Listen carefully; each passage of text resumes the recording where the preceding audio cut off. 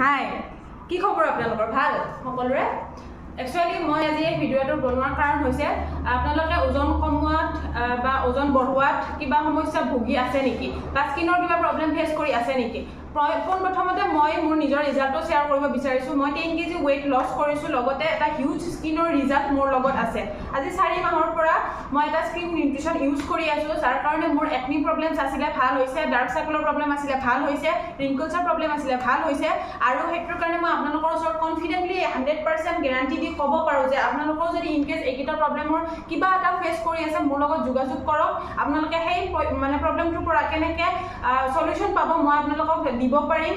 আৰু যদি আপোনালোকৰ বিশ্বাস নহয় তেতিয়াহ'লে মোৰ ভিডিঅ'টোৰ লাষ্টত মোৰ এখন ফটো আপোনালোকে দেখা পাব আৰু মোৰ কণ্টেক্ট নম্বৰ ভিডিঅ'টোৰ তলতে দিয়া আছে। আপোনালোকৰ যদি কিবা এনেকুৱা প্ৰব্লেম ফেচ কৰি আছে মোৰ লগত যোগাযোগ কৰিব পাৰোঁ। মই আপোনালোকক 110% হেল্প কৰিম, লগতে আপোনালোকক ৰিজাল্ট প্ৰপাৰলি দিম। Thank U.